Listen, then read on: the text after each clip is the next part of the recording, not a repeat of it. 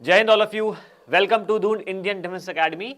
सो बच्चों, मैं आज आपके सामने जो टॉपिक लेकर आया हूं इट्स ऑन द सन। तो आज हम सूरज से संबंधित चीजें पढ़ने वाले हैं। आप फोटो में देख पा रहे हैं, दिस इज सन। ये एक सूरज की फोटो है और आपको कुछ बेसिक इंफॉर्मेशन के साथ साथ मैं आज सूरज की डिफरेंट लेयर्स के बारे में भी पढ़ाने वाला हूं। ठीक है, आप देख पा रहे हैं सूरज का ये जो स्ट्रक्चर है किस तरह का। यहां पर आपको कुछ ऐसे येलो व्हाइट से पार्टिकल, कुछ आपको यहां पर गैसेस भी दिख रही हैं। ठीक है ना, तो अभी हम इन सब चीजों के बारे में बात करेंगे, है ना। ये जो आपको व्हाइट सा पार्टिकल, ये आपको गैस वगैरह दिख रही है, इन सब के बारे में आज हम बात करने वाले हैं। अच्छा, पहले मैं आपको सूरज की डिफरेंट लेयर्स को, जो डिफरेंट लेयर्स हैं वो समझा देता हूं। ठीक है,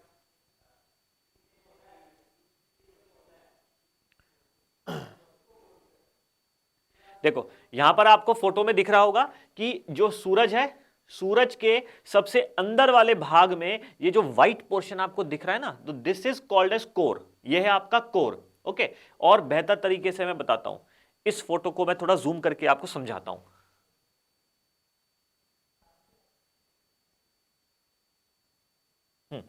देखिए यहां पर आपको देखो,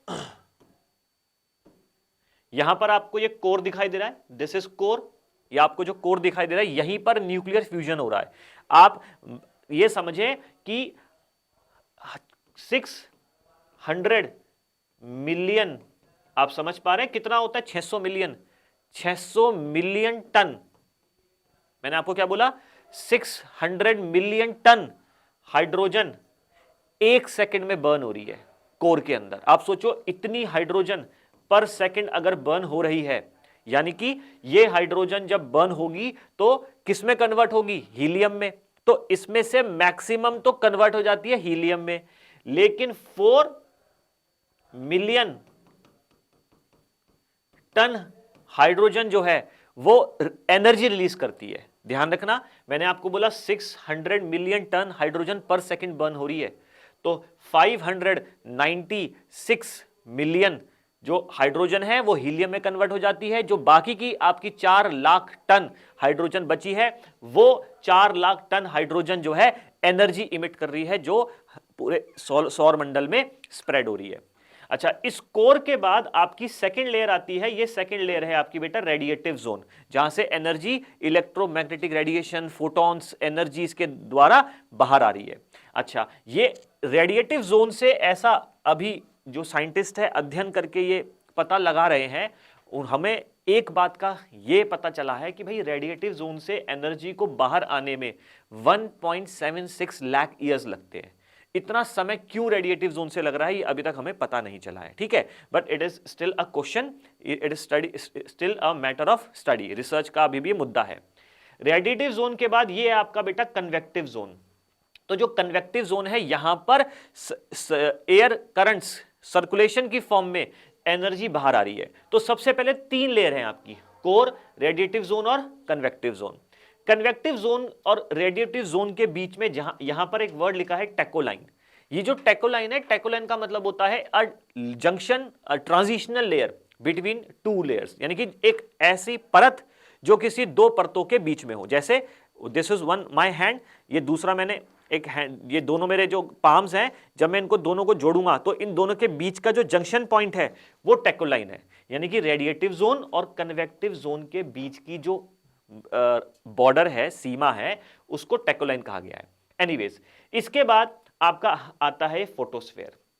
फोटोस्फेयर ये वो पार्ट है सूरज का which is called as visible part. Visible part मतलब जो हमें दिखता है। भाई मानो आप कहीं पर एलईडी बल्ब जल रहा है, तो एलईडी बल्ब को देख करके आपको लगता है कि आप उसके एज को देख पाएंगे? बिल्कुल भी नहीं। हमें एलईडी बल्ब के एज दिखते ही नहीं है, क्योंकि रोशनी इतनी ज्यादा तेज होती है कि हमें सिर्फ उसका व्हाइट पोर्शन दिखता है, उसका एज, उसकी शेप हमें पता नहीं चलती है ना। तो यहां पर हमें सूरज की भी कोई लेयर्स दिखती नहीं है, सिर्फ सिवाय इस फोटोस्फेयर के। अब हम बात करते हैं टेम्परेचर की। अभी मैंने सारी लेयर्स नहीं बताई है। सूरज की जो अंदर की लेयर है कोर, यहां का तापमान माना जाता है करीब 1.5 करोड़, 1.5 करोड़ डिग्री टेम्परेचर है इसका। और रेडिएटिव जोन की तरफ जब ये टेम्परेचर आगे बढ़ेगा तो यहां पर आते आते टेम्परेचर पहुंच जाएगा 1.18 करोड़ तक, 0.59 से 0.18 करोड़ तक। और कन्वेक्टिव जोन में और ज्यादा कम हो जाएगा, और फाइनली फोटोस्फीयर आते आते टेम्परेचर पहुंच जाएगा 6000 डिग्री सेल्सियस।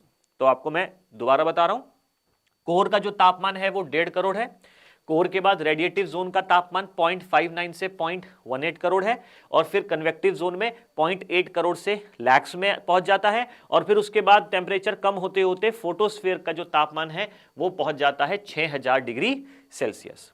ठीक है, तो ये तो हो गए 3 लेयर। अब इसके बाद की जो लेयर है फोटोस्फीयर के बाद, उसे हम कहते हैं क्रोमोस्फीयर। क्रोमोस्फीयर को आप मानकर चलो this is the atmosphere of सन।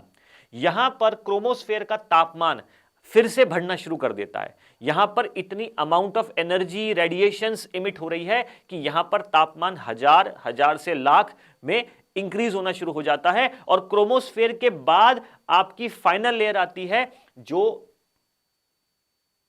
मैं इस तरह से बना रहा हूं। Now this is the final layer which is called as corona. देखो मैंने क्या बोला कि हमारे सूरज की जो क्रोमोस्फीयर के बाद लेयर आती है उसे हम कोरोना कहते हैं, जो सूरज के चारों तरफ लाखों किलोमीटर तक फैला हुआ है, और यहां पर क्रोमोस्फीयर से तापमान बढ़ते बढ़ते कोरोना में तापमान लाखों में चला जाता है। तो this is also a question कि व्हाई द टेम्परेचर, क्यों ऐसा हो रहा है कि तापमान ना धीरे धीरे बढ़ रहा है, जबकि हमारे पास दो क्वेश्चन है। एक तो क्वेश्चन यह है कि रेडिएटिव जोन में इतना टाइम क्यों लग रहा है, दूसरा क्वेश्चन यह है कि क्रोमोस्फीयर के बाद टेम्परेचर क्यों बढ़ रहा है इतना ज्यादा। तो इन ऑल अगर हम देखें तो सूरज की परतें कितनी हुई, सबसे पहले कोर, कोर के बाद रेडिएटिव जोन, रेडिएटिव जोन के बाद कन्वेक्टिव जोन, कन्वेक्टिव जोन के बाद फोटोस्फीयर, फोटोस्फीयर के बाद क्रोमोस्फीयर, और क्रोमोस्फीयर के बाद आ जाएगा आपका कोरोना। तो ये हैं आपकी डिफरेंट लेयर्स। अच्छा, अब इसी डायग्राम में आप देखें, इसमें कुछ चीजें और भी लिखी हुई हैं, उसको भी हम स्टडी कर लेते हैं। देखो यहां पर एक वर्ड लिखा है फ्लेयर, तो ध्यान रखना this is called as solar flare. इसे क्या बोलते हैं, सोलर फ्लेयर। अब ये सोलर फ्लेयर क्या है, क्योंकि हमारी पृथ्वी के हमारा जो सूरज है, जो हमारा सन विच इज अ स्टार, वहां से जो नाभिकीय संलयन हो रहा है, न्यूक्लियर फ्यूजन हो रहा है, उसमें इतनी एनर्जी विस्फोट होकर के बाहर निकल रही है, तो जो आग की लपटें वहां पर दिखती हैं, कहां पर, फोटोस्फीयर में। ध्यान रखना, फोटोस्फीयर में, फोटोस्फीयर से निकलने वाली आग की जो लपटें होती हैं उन्हें सोलर फ्लेयर्स कहते हैं। और यहां से एक आर्क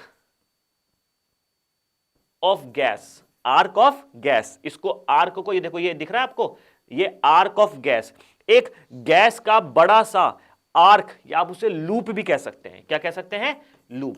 आर्क का एक बहुत बड़ा गैस या फिर आर्क शेप का एक गैस या फिर लूप आप मानकर चलो कि भाई ये लूप आपको दिख रहा है ना, ये गैस का जो लूप है, ये गैस का लूप, हम इसी को कहते हैं हम प्रोमिनेंस। ये जो प्रोमिनेंस है, ये प्रोमिनेंस कई महीनों तक रहता है। ठीक है, ये सोलर फ्लेयर मैंने आपको बोला ये आग की लपटें हैं, ये प्रोमिनेंसेस गैस का लूप है। ठीक है, ये दो चीजें। इसके बाद हम ध्यान देंगे, इसके बाद ये देखो पिनम्बरा और अम्बरा। ये पिनम्बरा और अम्बरा क्या है, इस पर भी ध्यान देते हैं। आपने एक वर्ड सुना होगा, सूरज के ऊपर हमें कभी कभी एक कुछ धब्बे दिखाई देते हैं और वो अपनी पोजीशन चेंज करते रहते हैं। ठीक है, तो व्हाट इज दिस सनस्पॉट, सूरज के ऊपर हमें कुछ, देखो मैं यहां पर ये सनस्पॉट्स बना रहा हूं, ये सूरज के ऊपर ये जो स्पॉट्स मैंने बनाए, तो it is on the layer of photosphere. Photosphere पे हमें कुछ धब्बे दिखाई देते हैं। अब ये धब्बे क्या हैं, इसको समझते हैं। भाई सूरज में मैंने आपको बोला कि 4 lakh ton hydrogen energy emit कर रही है पर सेकंड। तो यहां पर सूरज के फोटोस्फीयर में जब विस्फोट होते हैं, तो जब ये विस्फोट होते हैं तो कभी ये विस्फोट बढ़ जाते हैं, कभी कम हो जाते हैं।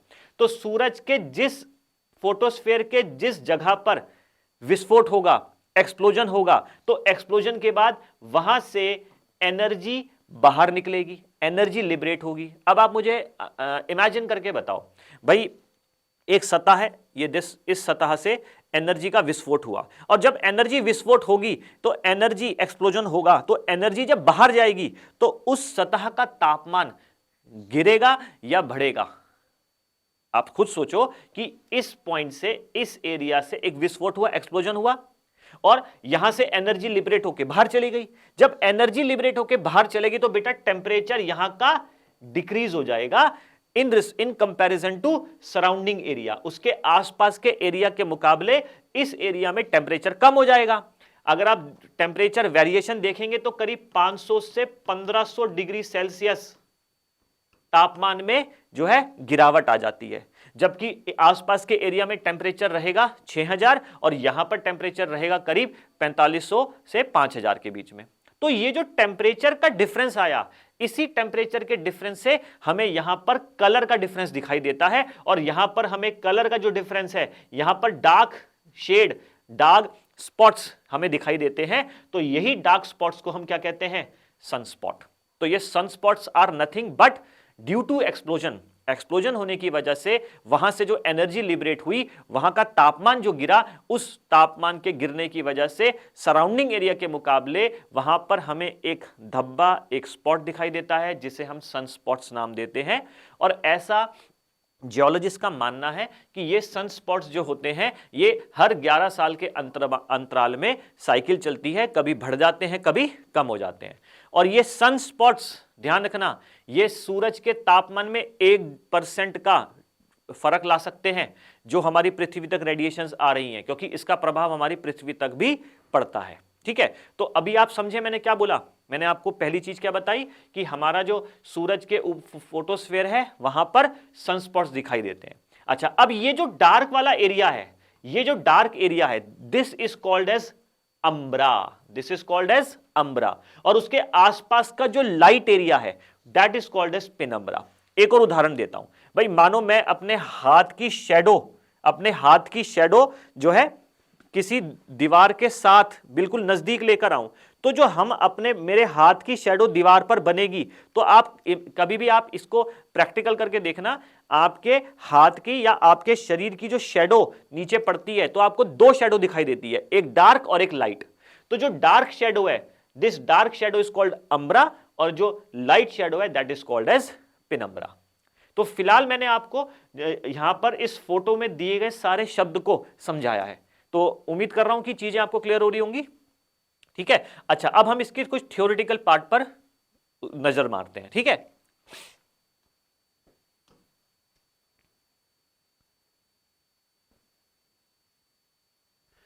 देखो बेटा, यहां पर लिखा हुआ है, देखो, सन से संबंधित कुछ चीजें, सन को लेकर के कुछ चीजें लिखी हैं। जो हमारा सूरज है उसकी जो एज अभी तक हुई है वो 4.6 बिलियन ईयर्स, क्योंकि टोटल जो एज है दैट इज 10 बिलियन ईयर्स एक तारे की लाइफ। तो यहां पर 4.6 बिलियन ईयर्स है। डायमीटर मैंने लिखा हुआ है, आप जो तापमान है फोटो सरफेस का वो कितना है? 6000, जबकि कोर का तापमान मैंने आपको बताया है करीब 16 लाख। ठीक है ना, तो आप समझ सकते हैं कोर का तापमान कितना है। देन डेंसिटी जो है ये 1.4। ये सब आपके बेसिक फैक्ट्स हैं जो आपको ध्यान रखने हैं। मैंने आपको डेंसिटी के बारे में बता दिया है, सरफेस ग्रेविटी कितनी है वो बता दिया है। अगर आप ग्रेविटी की बात करें, इसको अर्थ से कंपेयर करेंगे तो देखो 28 times of the earth. Important ये है, ग्रेविटी की अगर आप बात कर रहे हैं तो इसको कंपैरिजन में भी आपको पता होना चाहिए। ठीक है, अर्थ और मून की ग्रेविटी कितनी है? 9.8 और 1.62, और इसकी कितनी है? 274। आप समझ सकते हैं 28 गुना ज्यादा है सूरज की ग्रेविटी अर्थ के मुकाबले। अच्छा, अब ये एक इंपॉर्टेंट पॉइंट है, इसको समझो। सूरज का साइज कितना बड़ा है आप उसको इस अनुमान से लगाते हैं कि अगर मैं सूरज के डायमीटर पे पृथ्वी को लगाऊं तो 109 अर्थ इसके डायमीटर में फिक्स हो जाएंगी। This is the size of the sun. इतना ह्यूज सूरज है कि 109 पृथ्वी साइड बाय साइड उसके डायमीटर में आप फिट कर सकते हैं। ठीक है, अच्छा, इसका जो तापमान है इतना ज्यादा है कि वो आयनाइज स्टेट में है, प्लाज्मा स्टेट में है, जिसको द फोर्थ फंडामेंटल स्टेट कहते हैं। सॉलिड, लिक्विड और गैस के बाद जो फोर्थ स्टेट आती है दैट इज प्लाज्मा। तो सूरज का तापमान इतना ज्यादा है कि वहां पर जो एटम्स है वो आयोनाइज्ड फॉर्म में है, और आयोनाइज्ड फॉर्म में होने की वजह से वहां के इलेक्ट्रॉन्स क्या हो जाते हैं? स्ट्रिप होते चले जाते हैं, निकलते चले जाते हैं। ठीक है ना। अच्छा, ये सन के रोटेशन के बारे में, सन की जो स्पीड है उसके बारे में, सन का जो टोटल मास है करीब 3.3 लाख टाइम्स ऑफ अर्थ। ये मैंने मेंशन कर दिया है। स्टार जो सन है वो एक तारा है, और हमारी आकाश गंगा में हमारी जो मिल्की वे है, हमारी जो मंदाकिनी है, ठीक है, तो वो एक क्या है, छोटा तारा है, बहुत बड़ा तारा नहीं है, बट स्टिल ज्यादातर जो मिल्की वे में तारे हैं ना वो बेटा रेड ड्वार्फ है। ज्यादातर तारे हमारे मिल्की वे में क्या है, रेड ड्वार्फ है। ओके, अच्छा, अब यहां पर मैंने इसको लिख दिया है कि सन में मैक्सिमम कितना है, हाइड्रोजन, 98% हाइड्रोजन और हीलियम है। तो ये आप समझ सकते हैं, बेसिक फैक्ट्स हैं, ये आपको बेसिक फैक्ट्स याद करने हैं, ठीक है। अच्छा, नेक्स्ट अगले स्लाइड पे चलते हैं। यहां पर मैंने आपको सूरज के अंदरूनी स्ट्रक्चर के बारे में बताया है। Now this is the structure of the sun, और उसके एटमॉस्फेयर से संबंधित जितनी भी मैंने चीजें यहां पर मेंशन करी है आप उसको रीड कर सकते हैं। जैसे पहला मैंने आपको लिख दिया है कि हमारे सूरज का जो इंटीरियर है, हम बाहर से जो है अंदर से बाहर की तरफ आएंगे तो कोर, रेडिएटिव जोन और कन्वेक्टिव जोन, ये तीनों मैंने आपको समझाई थी। कोर का तापमान डिग्री है, रेडिएटिव जोन का 0.59 है, इस तरह से, ठीक है ना। नेक्स्ट, यहां सेकंड लाइन क्या लिखी है, सोलर एटमॉस्फेयर। जो सोलर एटमॉस्फेयर है यानी कि सूरज के वायुमंडल में क्या क्या आता है, फोटोस्फेयर, क्रोमोस्फेयर और कोरोना। तो टोटल 6 लेयर हो गई। सबसे पहली लेयर क्या होती है, कोर, रेडिएटिव, कन्वेक्टिव, और उसके बाद जो एटमॉस्फेयर की लेयर है, फोटोस्फेयर, क्रोमोस्फेयर और कोरोना। अच्छा, ध्यान रखना है जो कोरोना है ना, ये हमें दिखाई नहीं देता, ये कोरोना केवल एक्लिप्स के टाइम पीरियड में दिखाई देगा।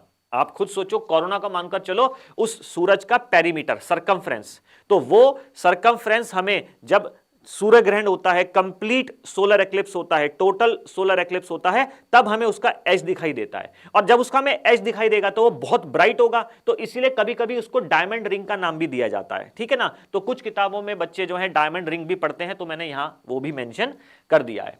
अच्छा, अब फोटोस्फेयर में देखो, जो मैंने आपको एक्सप्लेन किया था वही है। Photosphere is the bright outer layer of the sun, जो ज्यादातर रेडिएशन इमिट करता है। यहां पर सरफेस जो है बहुत अनइवन है, यहां का जो तापमान है 6000 डिग्री सेल्सियस। क्रोमोस्फेयर मैंने बोला कि ये एक पतली लेयर होती है बर्निंग गैसेस की, जहां का तापमान जो है 10,000 जो है पहुंच जाता है, 10,000 जो है यहां का तापमान पहुंच जाता है, वो मैंने लिख दिया है। अच्छा, ट्रांजिशन का मतलब क्या है, ये वो लेयर है जहां पर क्रोमोस्फेयर से कोरोना शुरू हो जाता है।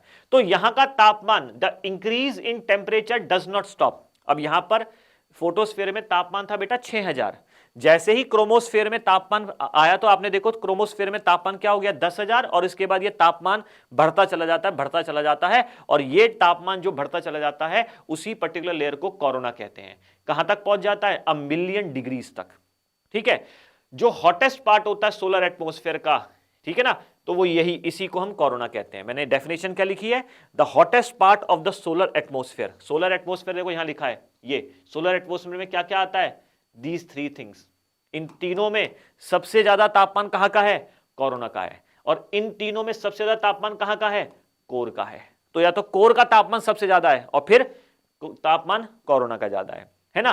फिर appropriately the part of the sun where the rapid temperature rise occur is called as transition region। तो मैंने आपको ट्रांजिशन रीजन की डेफिनेशन भी दे दी है। तो ये सब बेसिक फैक्ट्स हैं जो आपको याद करने होंगे, ठीक है। चलिए आगे बढ़ते हैं।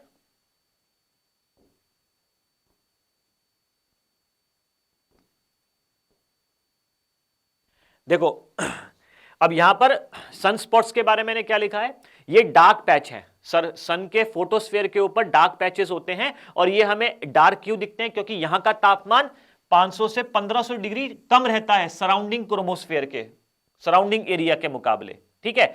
जो इंडिविजुअल सन स्पॉट है ये कुछ दिनों तक से कुछ महीनों तक ये सनस्पॉट रहता है, और हर सनस्पॉट का एक ब्लैक सेंटर होता है, उसे अम्ब्रा कहते हैं, और जो उसके आसपास का लाइट एरिया होता है उसे पिनम्ब्रा कहते हैं, ठीक है। तो जो जो मैंने चीजें पढ़ाई थी वो उसकी मैंने एक यहां पर पीडीएफ के आधार पर मैंने आपको यहां पर मैटर दे भी दिया है, जिससे कि आप उसको याद भी कर सकें। अच्छा, इट हैज बीन सजेस्टेड, देखो यहां पर ऐसा माना गया है, ऐसा बताया गया है कि सूरज जो है 1% कूलर हो जाता है जब कोई सनस्पॉट नहीं होता, और इस तरह के वेरिएशन हमारे पृथ्वी पर, पृथ्वी के क्लाइमेट पर भी असर डालते हैं। जैसे लास्ट ईयर कुछ ऐसी चर्चाएं चल रही थी कि पृथ्वी की नॉर्दर्न हेमिस्फेयर इस समय जैसे अब गर्मियां आनी शुरू हो जाएंगी मार्च के बाद से, तो आपने देखा होगा लास्ट ईयर ऐसा अनुभव किया होगा कि मार्च के महीने में बहुत ज़्यादा गर्मी हो गई थी, इजंट इट? तो ऐसा जियोलॉजिस्ट कह रहे थे कि सनस्पॉट, वहां पर सनस्पॉट्स में जो तीव्रता है, मैग्नीट्यूड है, जो वो बढ़ गया है, जिसकी वजह से बहुत हीट एनर्जी वहां से लिबरेट हो रही है। ओके, तो ये क्लाइमेट पर, हमारे अर्थ के क्लाइमेट पर भी असर डालते हैं सनस्पॉट्स। अच्छा, दूसरा सोलर विंड की डेफिनेशन यहां, सोलर विंड क्या होती है? सोलर विंड का मैं आपको एक डायग्राम दिखाता हूं। देखो, यहां आप देख पा रहे हो सूरज से निकलने वाली ये सोलर विंड्स, देख रहे हो ये कैसे दूर तक, ये देख रहे हो यहां पर आप देख पा रहे हैं सोलर विंड्स, ये ऐसे कैसे दूर तक आ रही है। These are solar winds. ये देखो, ये सोलर विंड्स जो हैं बाहर पृथ्वी की तरफ आ रही है। अब आपको यहां पृथ्वी दिखाई दे रही है, देखो सूरज के मुकाबले ये जरा सा जो मैंने एरिया बनाया, दिस इज अर्थ, ठीक है, ये भी मैंने बड़ी बना दी है। तो ये अर्थ के चारों तरफ ये जो नीले रंग का जो जाल सा दिख रहा है, ये क्या है? ये मैं आपको अगली क्लास में पढ़ाऊंगा, अगली क्लास में पढ़ाऊंगा मैं। फिलहाल आप इतना समझो, ये जो आपको मैंने डायग्राम है, इस डायग्राम में मैंने आपको सोलर विंड्स दिखा रखी है, ठीक है। और मैंने फिर यहां पर सोलर फ्लेयर, प्रोमिनेंसेस, कोरोना, इन सब की डेफिनेशंस दी हुई है।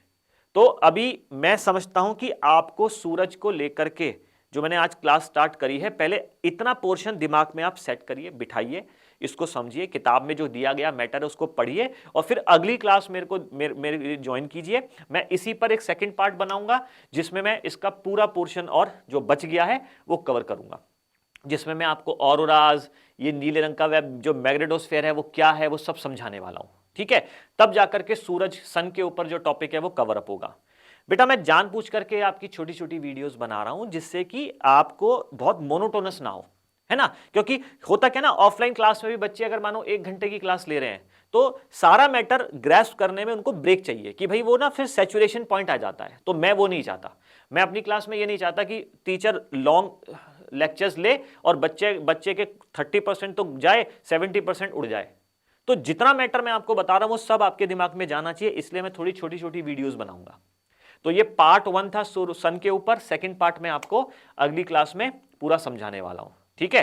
तो मैं इसका एक ब्रीफ दे दूंगा, कोई बात नहीं, कोई प्रॉब्लम नहीं, मैं इसका एक ब्रीफ आपको सेकंड क्लास में दूंगा और उसके बाद फिर मैं आगे का पोर्शन सेकंड एक्सप्लेन कर दूंगा। तो आई होप सो कि चीजें आपकी क्लियर हो रही हैं, ठीक है। तो फिलहाल ये मेरी सारी स्लाइड्स जो हैं आप इसको नोट कर लीजिएगा।